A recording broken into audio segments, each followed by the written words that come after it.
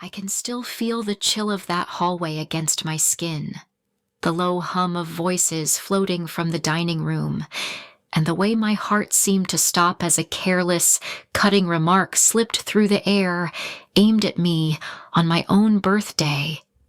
It was as if the light dimmed, the floor tilted, and the air thinned all at once. If you've ever trusted someone so deeply that the truth nearly broke you, subscribe and tell me where you're listening from. You're not alone in that kind of pain, in that moment, standing between the glow of celebration and the shadow of something darker. I felt the first crack in a reality I thought I understood. I didn't know it then, but that was the moment everything started to unravel. I still remember the way the room hummed with soft laughter that evening, and how quickly that warmth collapsed the moment I stepped into the hallway to catch my breath. It was my birthday, a day that should have felt simple and gentle, yet in a single instant it twisted into something I could barely understand. I heard a quiet remark drift from the kitchen, something sharp and unguarded, something that carried the kind of coldness no parent ever expects to feel from inside their own home. I froze before I even understood why. The disbelief came first, then the sting, and then the slow, sinking fear that perhaps I had been missing something important for far too long. In those seconds, all the little moments I had brushed aside pressed in around me, the unsteady legs I kept blaming on age, the fog that settled over my thoughts at the worst times, the way I had begun depending on others more than I ever meant to. I had convinced myself these changes were natural, but standing there, listening to words never meant for my ears, I felt the ground shift under everything I thought was safe. I walked back into the living room with a practiced smile, pretending nothing inside me had cracked open. But I knew better. That moment was the beginning of a truth I could no longer ignore, and before anything else makes sense, I need to tell you how my life looked before everything started to unravel. Before everything began to shift, my life felt steady in a way I had grown to trust.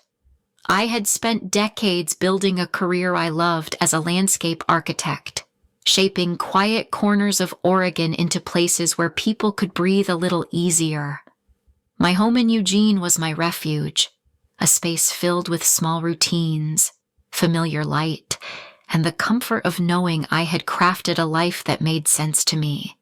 For years, my sister Margaret was the person who grounded me. She understood the way my mind worked, the way grief from our early years sometimes resurfaced without warning. Losing her was like losing the map I used to navigate the world. The silence she left behind settled into the house, stretching into spaces I didn't know were empty until she was gone.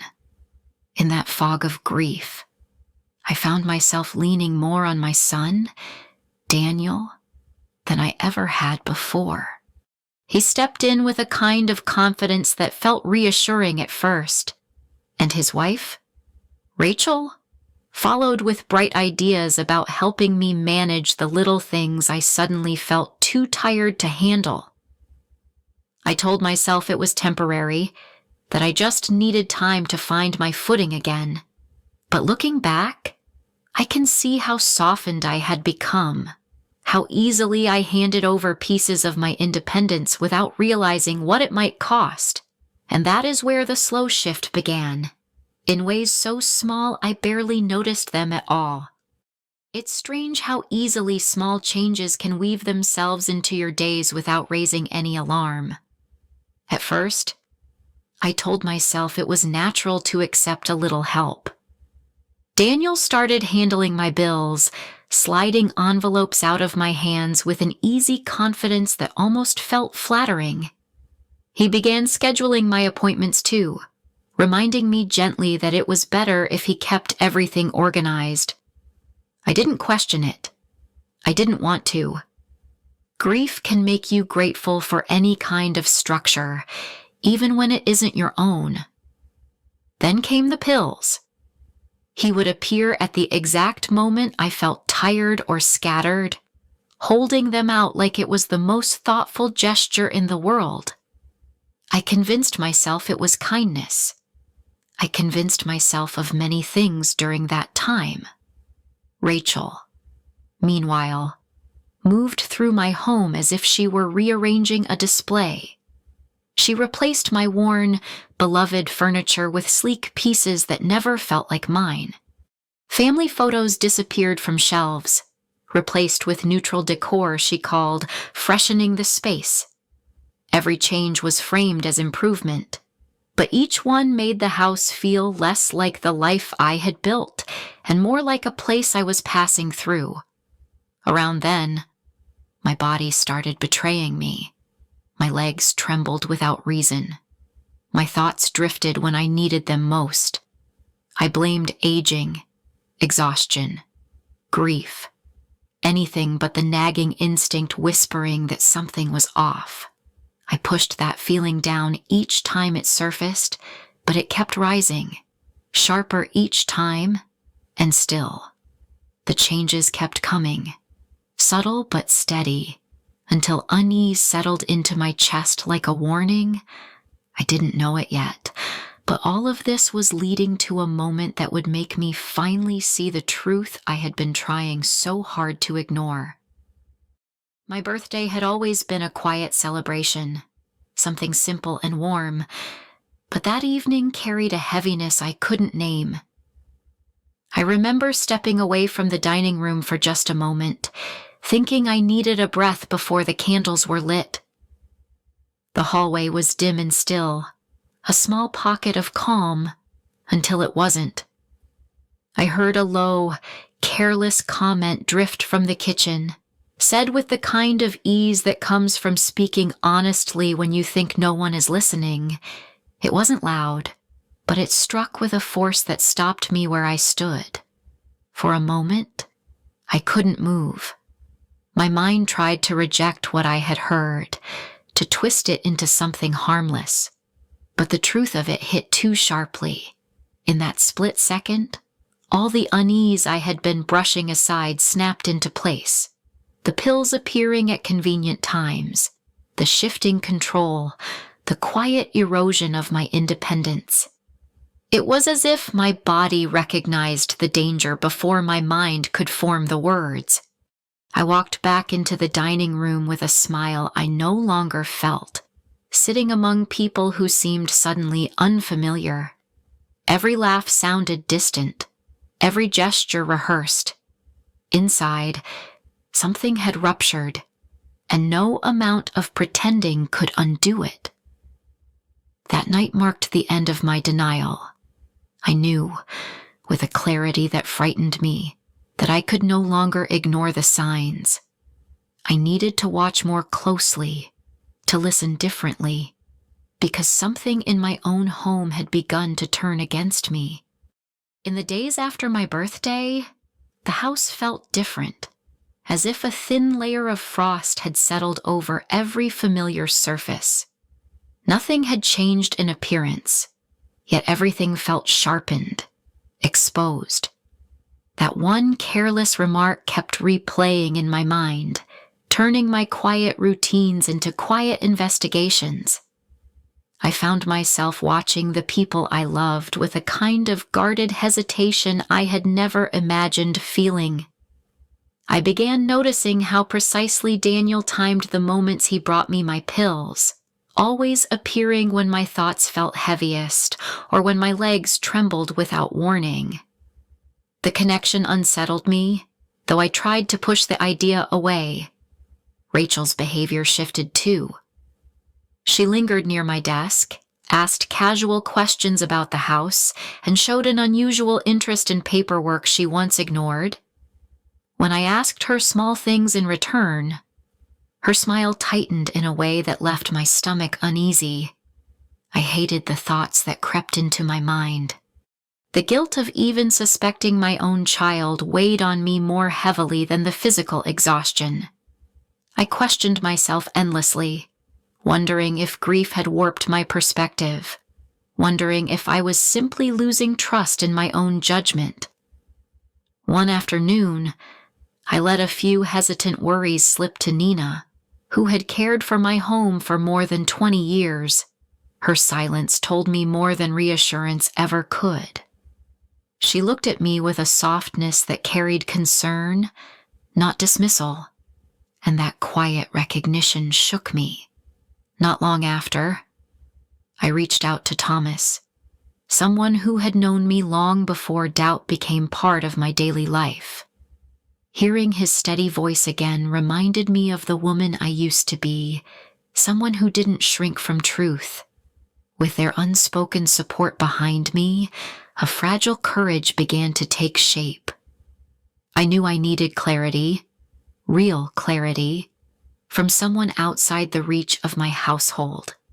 And that decision became the first step toward uncovering what I had tried so hard not to see. I slipped out just after 7:15 a.m., moving slower than I needed to so I wouldn't draw suspicion. The morning air felt colder than it should have, as if it already knew what I was about to learn. I hadn't seen my former doctor in years, but the moment he examined me, something in his expression shifted. He tested my strength, my reflexes, my balance, and none of it matched the woman I had been describing. When he reviewed the list of medications Daniel had insisted on managing, his confusion deepened into something far heavier. He told me, gently but unmistakably, that my decline didn't line up with age or grief. The symptoms I had been living with could be manufactured, brought on by medications I never should have been taking. Hearing that felt like the air had been knocked out of me. I sat there in that sterile room, feeling hollow, as if I were floating outside my own body. Fear, betrayal, disbelief, they all rushed in at once, almost too much to hold. Later that week, Thomas shared what his investigator had uncovered: illicit withdrawals disguised as routine expenses, accounts opened in my name without my knowledge, payments quietly moving toward the doctor Daniel pushed me to see. Even Rachel's past held patterns of manipulation and sudden financial gains that mirrored what was happening to me. With each revelation, something inside me shifted. The fear that had wrapped itself around my days loosened, replaced by a cold, steady clarity. I realized I wasn't imagining the danger. I was living inside it, and if I wanted to survive with any part of myself intact, I needed to approach this as carefully as I once approached the most delicate blueprints. This was the turning point. The moment strategy became my only path forward. The morning after everything became clear, I woke with a decision settled deep in my bones. I knew I couldn't confront anyone yet. If I wanted the truth to see daylight, I had to move in silence. So I began with the smallest act of rebellion I could manage. When Daniel brought me my pills, I let them rest on my tongue just long enough to look convincing, then tucked them into my sleeve the moment he turned away. It felt like a betrayal, and in many ways it was. But each pill I didn't swallow gave me a little more of myself back. Within days, my thoughts sharpened. The heaviness in my limbs eased. I felt myself returning, slowly, like a figure emerging through fog. Those small victories were bittersweet. They reminded me of what had been taken, but also of what I could still reclaim. With that clarity came purpose. I began placing small cameras throughout the house, tucked behind molding I had installed myself decades earlier, concealed in vent grates only someone familiar with the home's bones would think to use. My architectural mind, once dormant, came alive again as I mapped out sightlines and blind spots. Gathering evidence became my quiet blueprint for survival.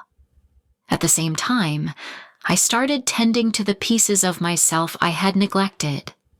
One morning, I cut my hair short, watching the strands fall like the weight I had been carrying.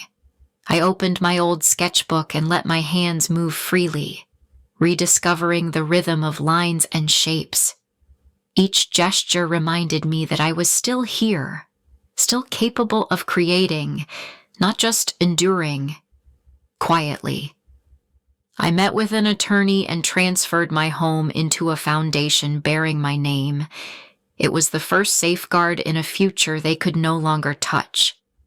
And as the charity dinner approached, I felt a strange mix of steadiness and heartbreak. I wasn't preparing for revenge. I was preparing to step back into my own life, no matter the cost. Everything was ready. All that remained was to walk into that room and let the truth finally breathe. When I walked into the charity dinner that evening, the entire room seemed to pause. Conversations softened, eyes drifted toward me, and for the first time in months, I felt the ground beneath my feet steady and familiar. I had chosen a simple dress, one that made me feel like myself again. And as the lights reflected gently across the room, I sensed the atmosphere shift. I saw Daniel and Rachel near the back, their faces tightening the moment they recognized me. They had expected the frail woman they had spent months crafting, a version of me too weak to question anything. Instead, they watched someone they no longer controlled move toward the podium with calm, deliberate steps. Their confusion flickered into panic, and I felt a quiet strength settle in my chest. When I spoke to the crowd, I focused on reclaiming my identity. I shared that I had returned to consulting work, that I had revived old projects, and that my home now belonged to a foundation supporting young designers. The meaning of that statement rippled across the room, and I could almost feel Daniel's desperation rising behind me. Then the investigators stepped forward, presenting the evidence I had gathered: financial manipulation, fabricated medical care, and a trail of transactions that painted a truth too sharp to deny. I did not look at my son until the murmurs in the room grew louder. When I finally met his eyes, I saw no remorse, only the collapse of a plan he thought would never unravel. Grief washed through me, heavy but clean.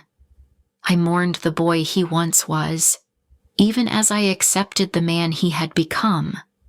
And as the room shifted into motion around us, I stepped back, knowing the aftermath would be long, but finally, mercifully, honest. In the weeks after the charity dinner, the chaos that had once consumed my days began to settle into something quieter, something I could finally breathe inside. Legal proceedings moved forward with a cold, steady rhythm, confirming what I already knew in my bones. Rachel slipped out of sight almost immediately, while Daniel kept his distance, sending only formal updates through his attorney. The silence between us became its own kind of ending. I turned my attention to rebuilding the pieces of my life that still felt like mine. The foundation became a source of purpose, a way to pour my energy into young designers who reminded me of my early years. I took on small consulting projects again, letting the familiar work stitch together parts of me I thought I had lost. There were moments when grief washed over me without warning, especially when I thought of the son I once knew. But even in that sorrow, I felt a quiet resilience growing. And as the seasons began to shift, I knew it was time to share what I had learned. Strength often grows in the quiet moments when we believe we're breaking, and reclaiming my life taught me that truth. Thank you for listening to my story. If you've walked through something similar, I hope you'll share your experience below. I read every message, and your voice matters deeply.